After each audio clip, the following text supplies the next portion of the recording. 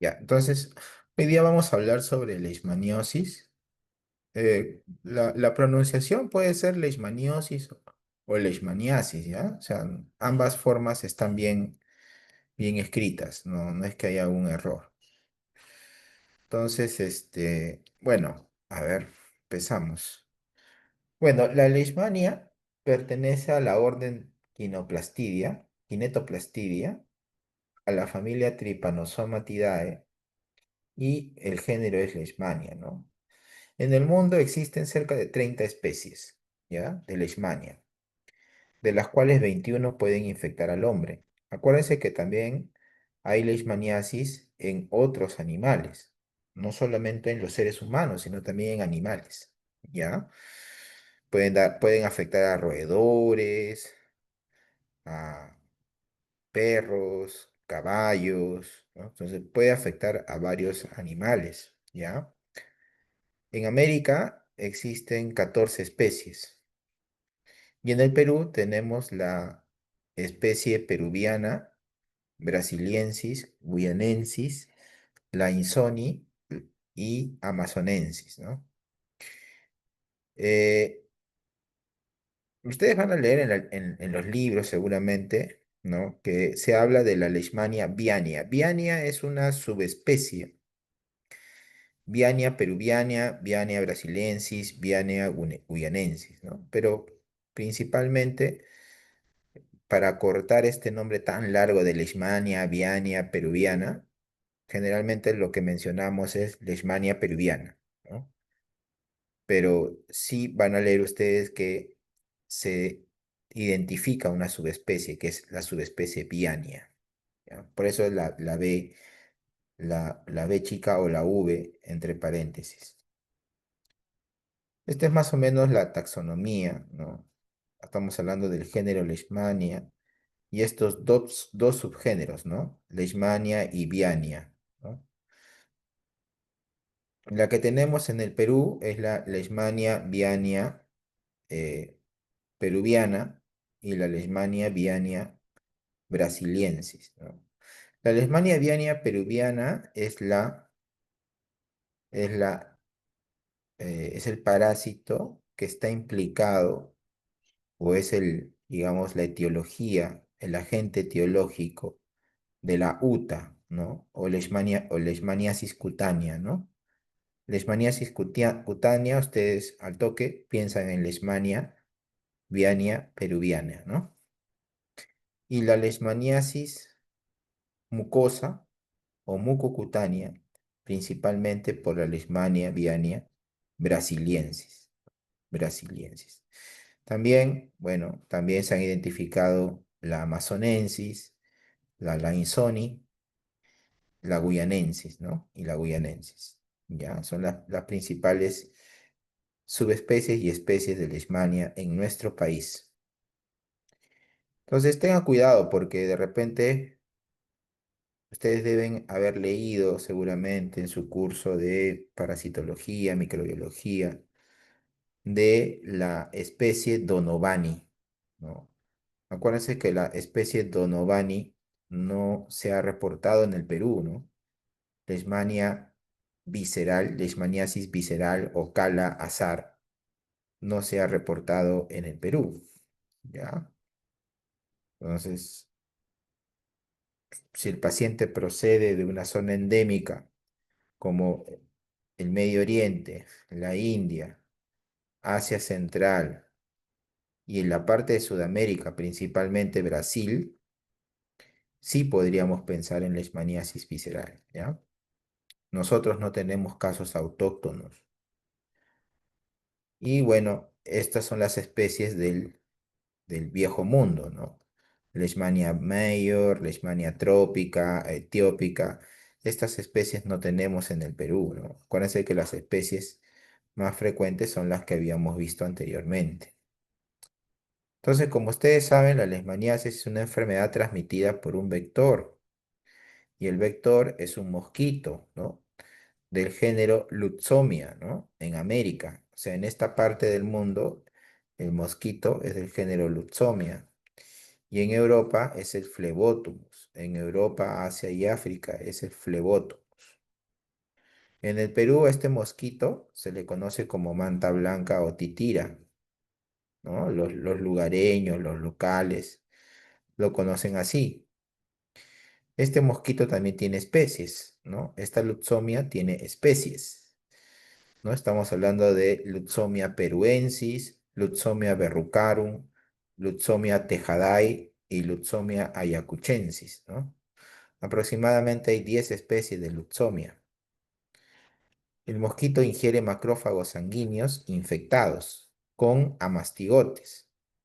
Entonces, la forma infectante para los mosquitos es el amastigote, ¿no? En el intestino del mosquito se transforma en promastigote, que luego estos promastigotes son inoculados al ingerir sus alimentos. Entonces, la forma infectante para el hombre es el promastigote, ¿no? Entonces, cuando el mosquito ingiere alimentos, es decir, sangre del, del huésped, en este caso del ser humano, de nosotros, inocula promastigotes, ¿ya? Esta es la forma de los mosquitos, ¿no? Eh, Cada especie tiene alguna particularidad, ¿no? Por ejemplo, en el hemisferio norte, en Estados Unidos, al mosquito transmisor de Leishmania le llaman sandfly, ¿no? La mosca de la harina, ¿no? En algunas partes del sur de los Estados Unidos se han descrito algunos casos de leishmaniasis, ¿no? Pero no es frecuente, no es frecuente ya. Miren la forma de la lutzomia y miren la forma del flebótomos, ¿no? Flebótomos tiene otro color, un color un poco más oscuro. Las, sus alas forman un ángulo de 90, 75 grados.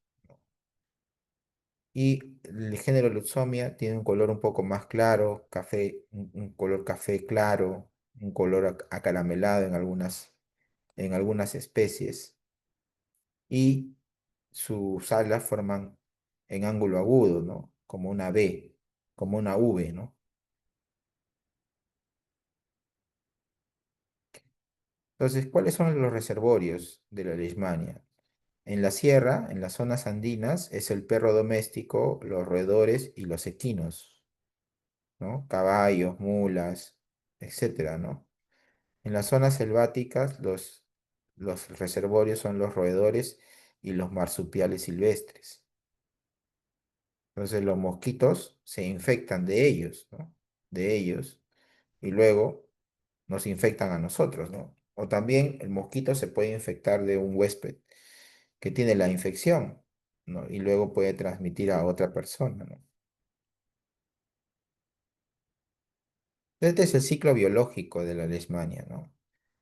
Nuevamente, ¿no? Recalco, esto ha sido pregunta de muchos exámenes de admisión, ¿no? ¿Cuál es la forma infectante de de la leishmaniasis? La forma infectante es el promastigote. ¿Quién te inyecta el promastigote? El mosquito. ¿Qué mosquito? En América, el mosquito del género Lutzomia, ¿no? Lutzomia, hay varias especies, ¿no? Verrucarum, Tejadai, Ayacuchensis, peruensis, ¿no? Pero es el género Lutzomia, ¿ya? La forma infectante. Ven acá un triángulo con una letra I, eso es la forma infectante. Luego, este promastigote que es inyectado por los mosquitos infectados, alcanzan y son fagocitados por los macrófagos. Los macrófagos los fagocitan.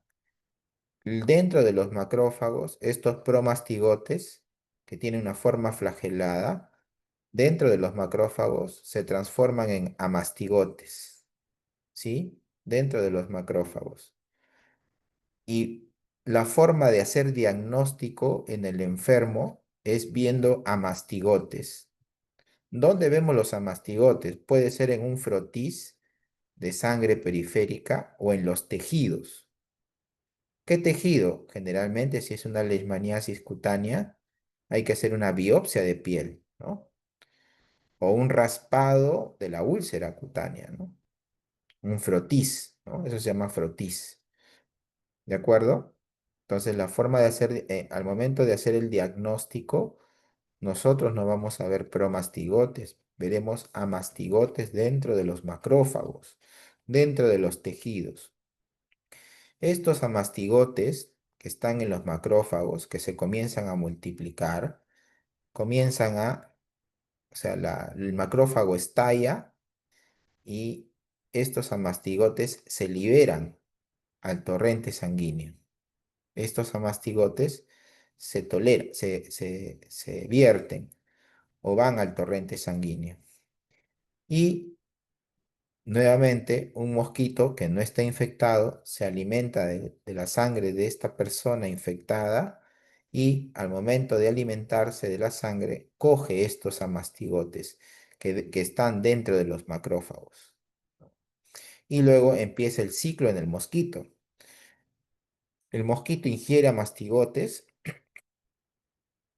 ¿no? Y estos amastigotes en el intestino, ¿no? Del mosquito se transforma en promastigotes. Estos amastigotes se transforman en promastigotes en el intestino medio de los mosquitos. Estos promastigotes se dividen y viajan a las glándulas salivales de los mosquitos. Y nuevamente este mosquito estaría en capacidad de infectar a otra persona o a otro huésped susceptible. ¿Ya? Este es el ciclo de vida de la leishmaniasis.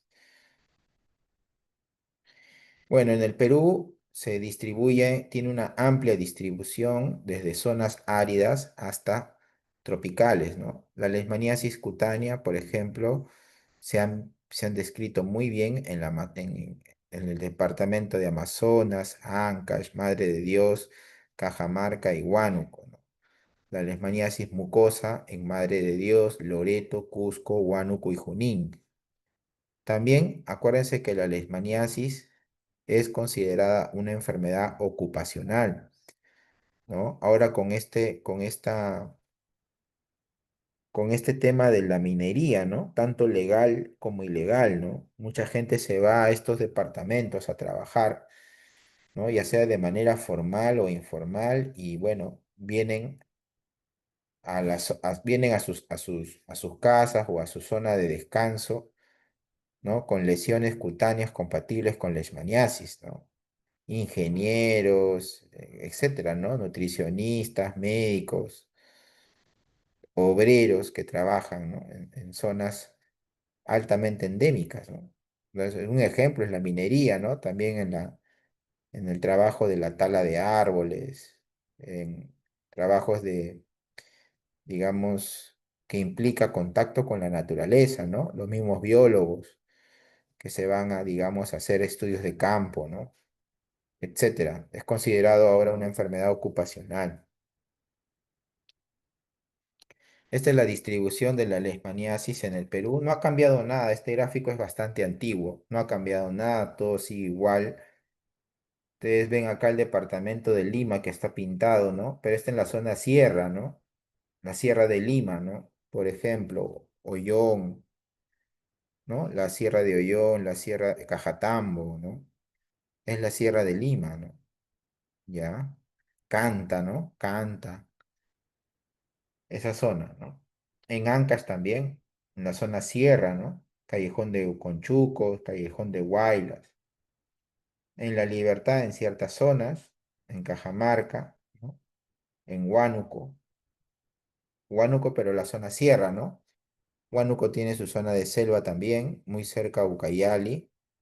Es ahí donde está la especie Leishmania viania brasiliensis, ¿no? Hay los casos de leishmaniasis mucosa, mucocutánea, ¿no? Y miren ustedes, en la zona de la selva prácticamente predomina la especie brasiliensis, ¿no? Brasiliensis.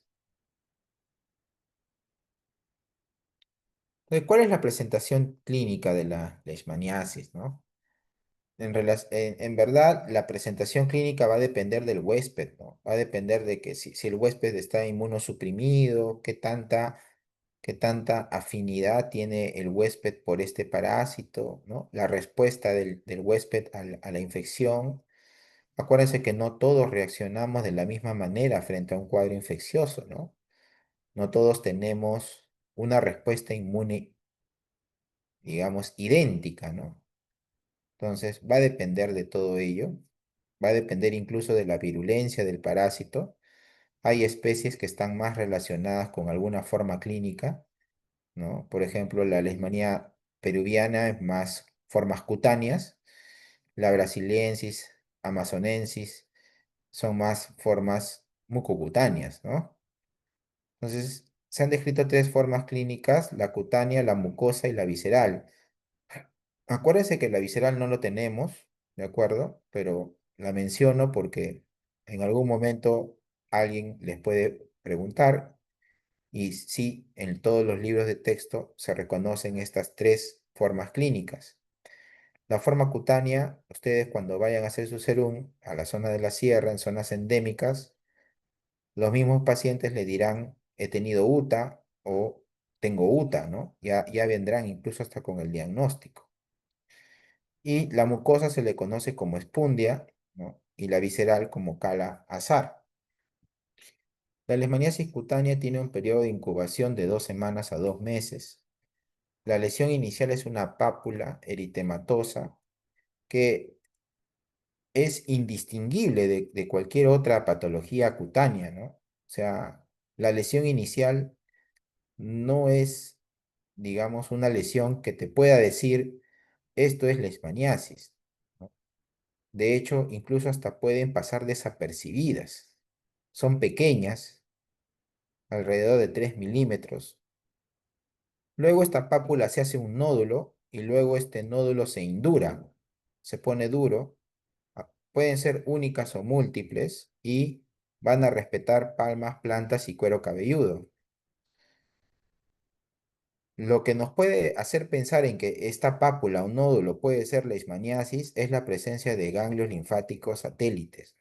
Por eso siempre hay que examinar linfáticos, ¿no? En pacientes con infecciones o con sospecha de infección de piel y partes blandas, hay que examinar linfáticos, ¿no?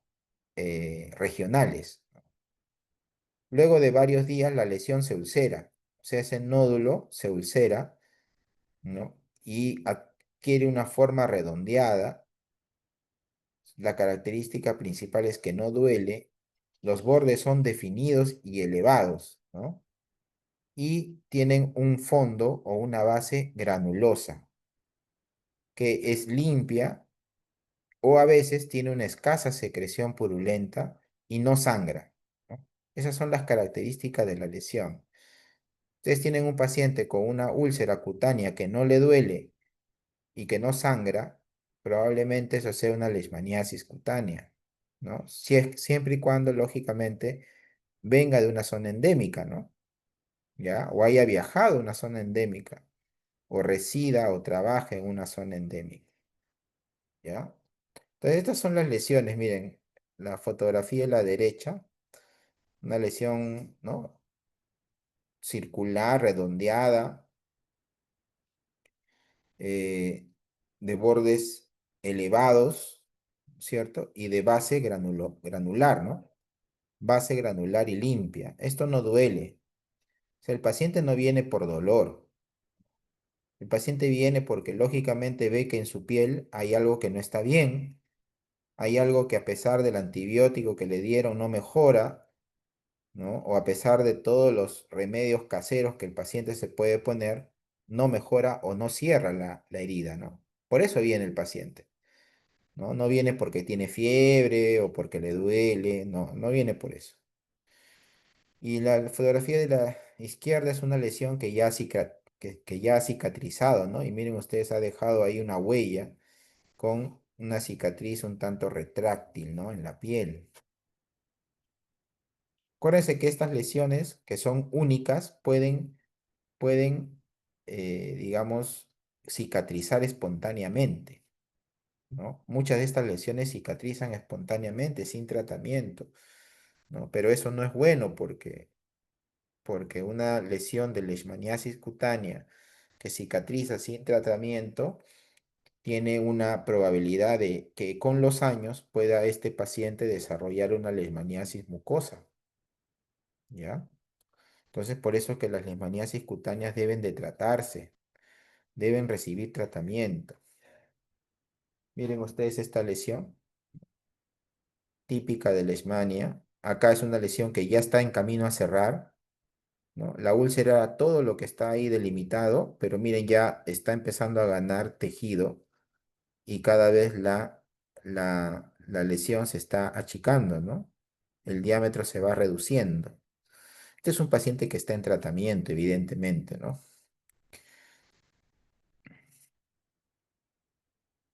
Miren, como le decía, puede ser única o múltiple. Acá hay dos lesiones, ¿no? Miren acá en el rostro, en la frente izquierda, en la mejilla izquierda, múltiples, ¿no? Miren aquí una lesión en la base de la nariz, el cartílago se está necrosando. Esto es irreversible, ¿no? Esta paciente va a quedar con secuelas, ¿no? Esto es irreversible, ¿no? Destrucción del cartílago, queda con deformaciones, ¿no? Mire, acá también hay una lesión. Y acuérdense que el mosquito que te transmite la leishmania puede picar en cualquier lugar expuesto, ¿no? Cara, brazos, ¿no? Cualquier lugar que se encuentre expuesto. Miren acá este paciente desafortunadamente parece que hacía sus necesidades al aire libre y bueno, tuvo la mala fortuna de que le picaron unos mosquitos que estaban infectados con leishmania, ¿no? Y estas lesiones, que pudieron haber sido confundidas con una enfermedad de transmisión sexual, finalmente terminó siendo una leishmaniasis cutánea. La leishmaniasis, como le decía, afecta a zonas expuestas. Miren acá puede afectar también el cartílago auricular, que es destructivo, ¿no? Es deformante, ¿ya? Miren aquí también cómo afectaba el cartílago auricular. También existen unas formas cutáneas difusas, ¿no? La forma jansenoide, que se semeja a la lepra, son nódulos aislados o agrupados con máculas, pápulas, placas infiltradas o lesiones verrucosas. La leishmaniasis cutáneo difusa sí no curan espontáneamente, ¿no? No son como la leishmaniasis cutánea de lesión única, ¿no? Estas difusas no curan espontáneamente, ¿no? Estas de todas maneras necesitan tratamiento. Y también hay una alta tendencia a la recaída, ¿no? Luego del tratamiento. Miren acá la fotografía de la derecha.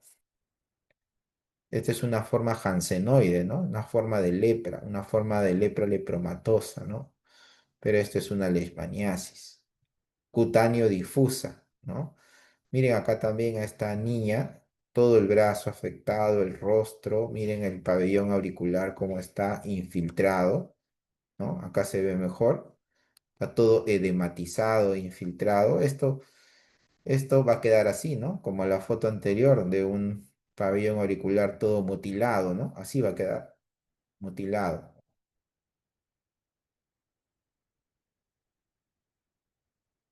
Bueno, y la otra forma es la leishmaniasis mucosa, ¿no?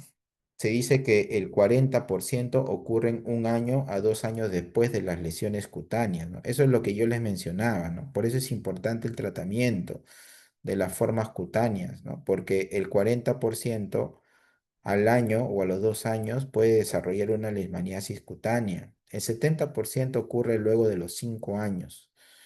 Incluso se han dado casos donde han surgido leishmaniasis mucosa después de 20 a 30 años de una lesión, ¿no? De una lesión, ¿no? De una lesión cutánea. Afectan mayormente las vías aéreas superiores, ¿no? Pacientes vienen con inflamación de la nariz, con la voz ronca, ¿no? Con disnea. Algunos pueden venir incluso con disnea, con dificultad para respirar. O sea, no pueden dormir horizontalmente, necesitan almohadas o dormir en posición de semifowler, porque las formas mucosas pueden afectar las cuerdas vocales, ¿no? Eso es peligroso, ¿no? Puede ocasionar un paro respiratorio.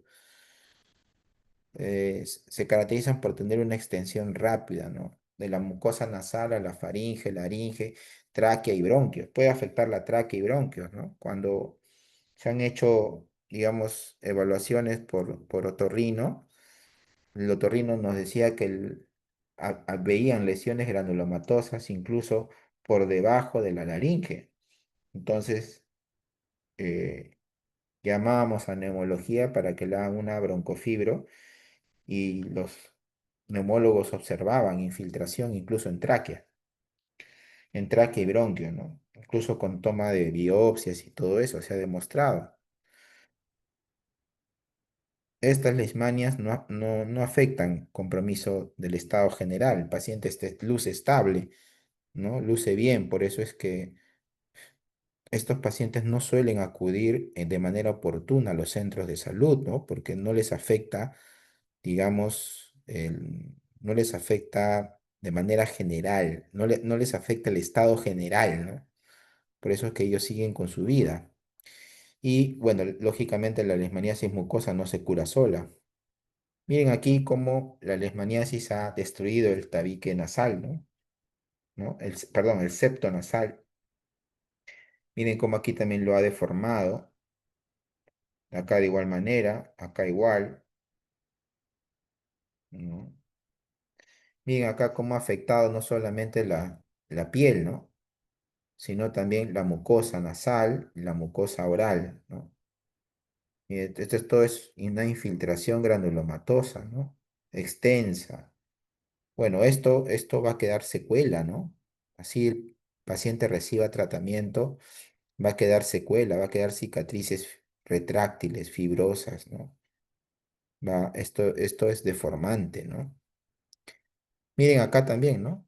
Miren cómo está esta nariz, ¿no? Hinchada, edematizada, ¿no? Con lesiones granulomatosas en los costados. Miren esta boca, ¿no? Con lesiones granulomatosas. De igual manera, no va a quedar bien esto, va a quedar con secuelas. Esta es una leishmaniasis mucocutánea, ¿no? Porque no solamente ha afectado la mucosa oral o nasal, sino también la piel. La piel. Más fotografías de pacientes con leishmaniasis mucosa, cómo afectan las fosas nasales, cómo destruye incluso hasta la úvula, ¿no? Infiltración eh, infiltración de la cavidad oral, ¿no? Del paladar duro y blando, ¿no? Cómo se infiltra, con pérdida de la úvula incluso. Miren aquí, esta es una lesión secuelaria. El paciente ya se ha acostumbrado a estar con esta lesión, de igual manera esta paciente, ¿no? Son secuelas de leishmaniasis.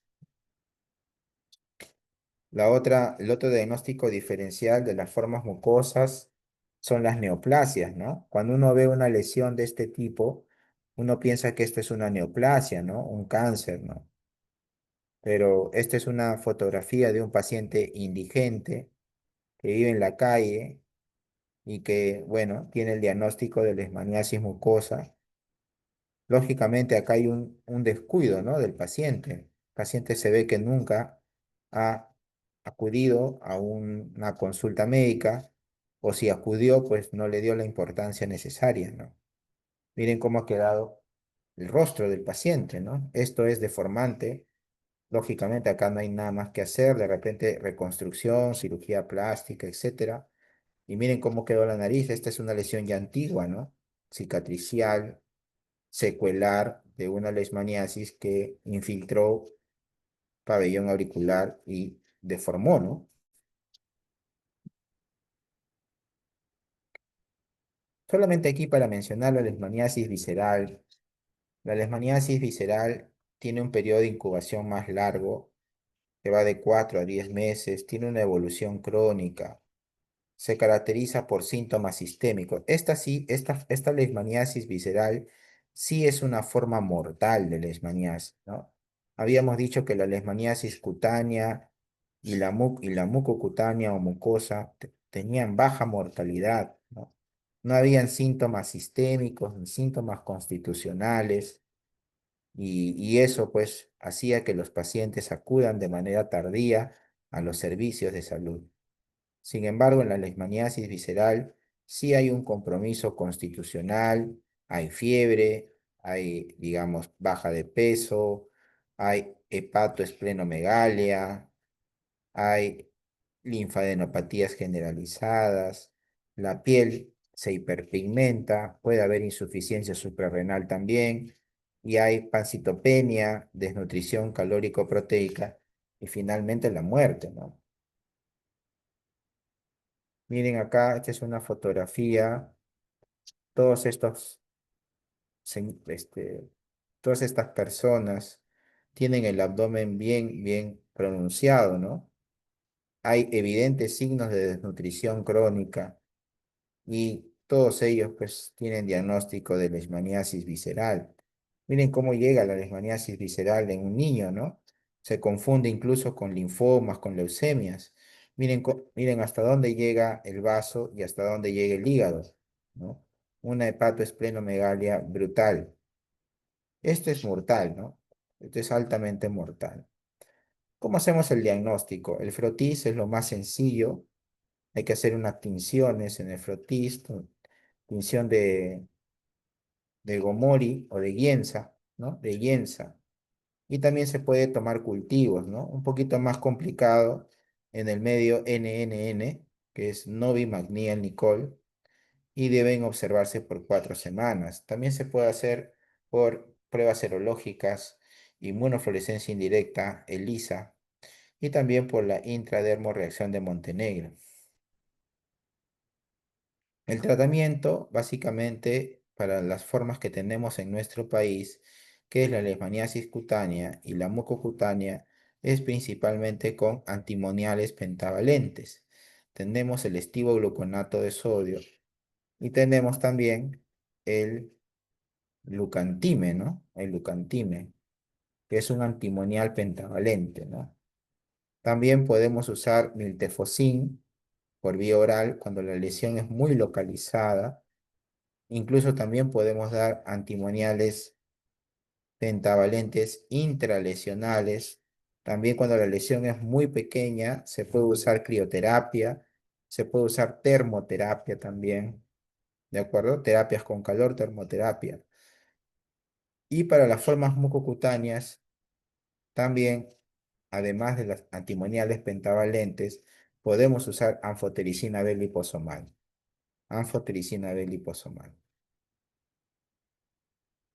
Muy bien, chicos. No sé si tienen alguna pregunta o comentario o duda.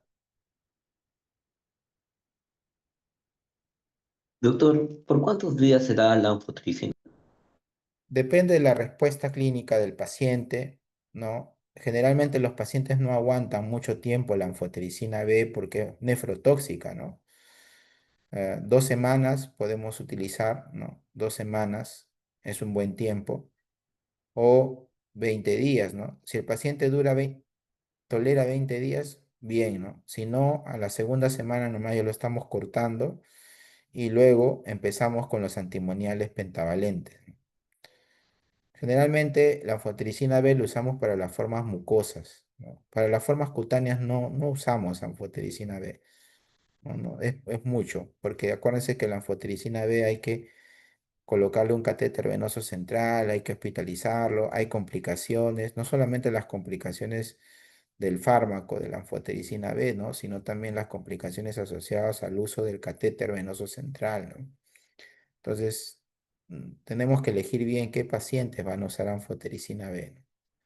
No todos lo utilizan.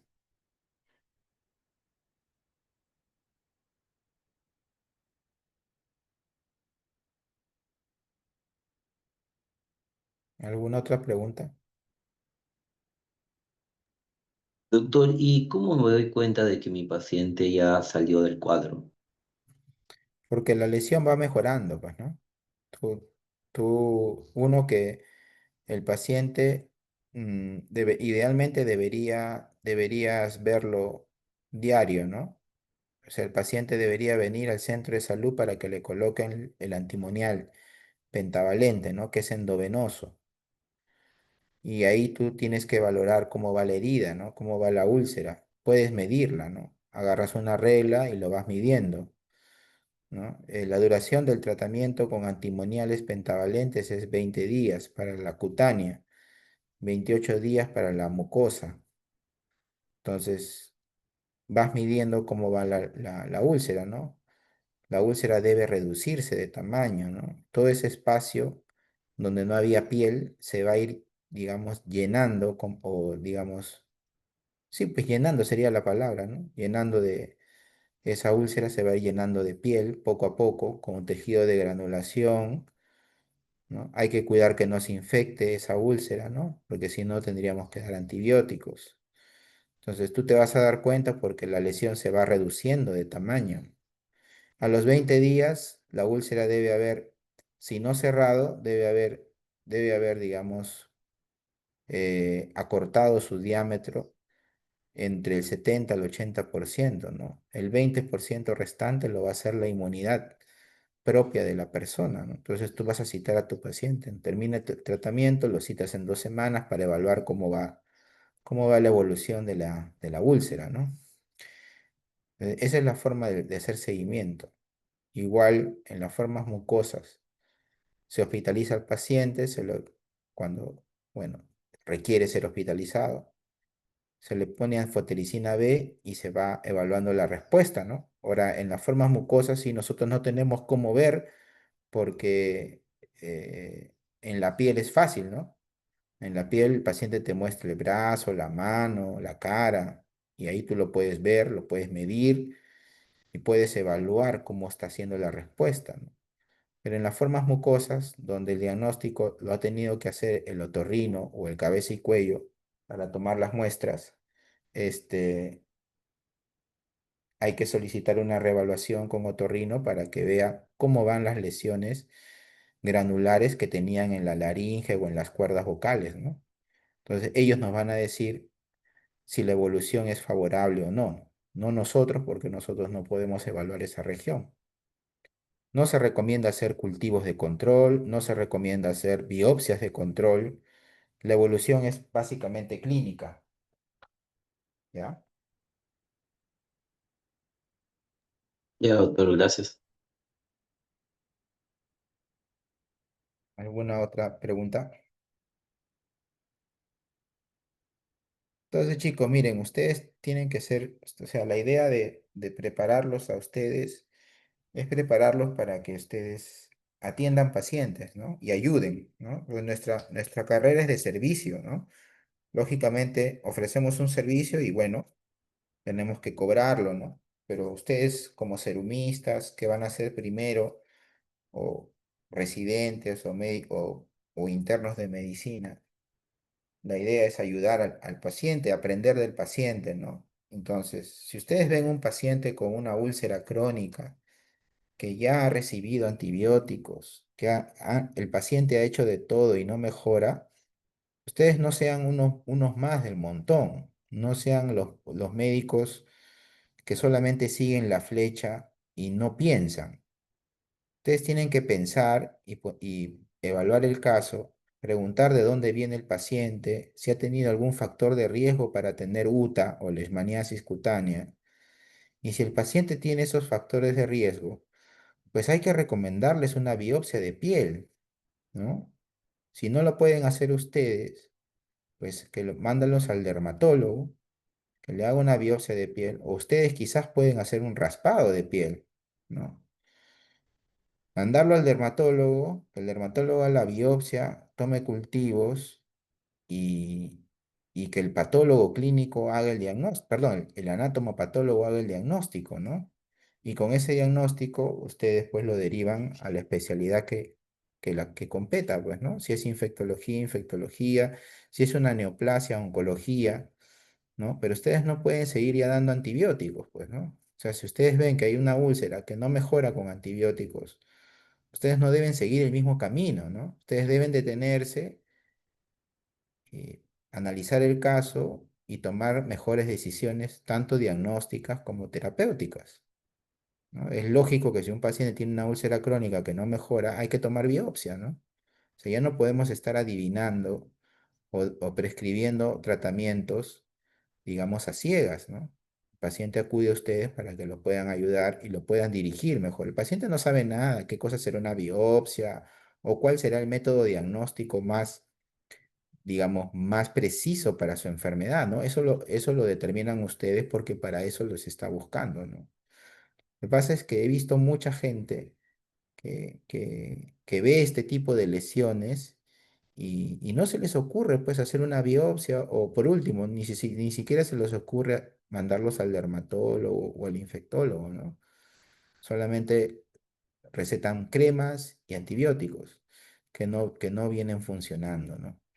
Entonces, yo los invito a reflexionar, ¿no? O sea, infectología, yo sé que es muy corto el tiempo que tienen ustedes aquí, pero siempre hay que preguntar por la ocupación del paciente, a qué se dedica, cuáles han sido sus viajes o dónde reside y qué factores de riesgo tiene para algunas patologías, ¿no? De repente este paciente viaja con frecuencia a algún lugar endémico, una zona endémica, y tienes una lesión cutánea crónica, entonces el diagnóstico es más fácil, ¿no? Pero si no preguntamos, no hacemos un examen físico, digamos, adecuado, no hacemos una anamnesis apropiada, pues el paciente va a seguir dando vueltas y probablemente una enfermedad que se pudo haber diagnosticado pronto se diagnostica después de 6 meses o un año, ¿no? Entonces, los errores generalmente vienen porque no le prestamos atención al enfermo y solamente queremos seguir la flecha que vienen haciendo los demás y no queremos pensar de manera distinta, ¿no? Entonces, la idea es que ustedes hagan eso. Es difícil, pero tienen que empezar a hacerlo, ¿no? A ustedes se les va a pagar por pensar, ¿no? No por hacer otro tipo de trabajo, más no por, sino solamente por pensar y en base a ese pensamiento crítico ayudar al paciente a recuperar su salud. Entonces esa es la idea, ¿ok? La leishmaniasis es endémico en nuestro país. No téngalo por seguro que los que se van a hacer su serum a la zona de sierra, Ancash, Huánuco, Junín, Pasco, Huancavelica, Cusco, Ayacucho, van a haber casos de leishmaniasis. De todas maneras, van a haber casos de leishmaniasis. Los que se quedan por aquí cerca en Lima, ¿no? La Sierra de Lima, Churín, Ollón, Cajatambo, Canta, van a haber casos de leishmaniasis, ¿de acuerdo? Entonces, no es una enfermedad ajena a nuestro país, ¿no? De repente para un noruego, un escandinavo, esto es una rareza, ¿no? Pero para nosotros no. Entonces, ustedes son los que tienen que hacer el diagnóstico y el tratamiento en caso tengan el tratamiento, revisando los protocolos, la normativa de manejo de Leishmania, puedan ustedes dar el tratamiento, o de lo contrario, pues siempre digo, no se compliquen la vida y derívenlo a los especialistas, ¿no? Para que ellos puedan hacer el manejo apropiado del caso.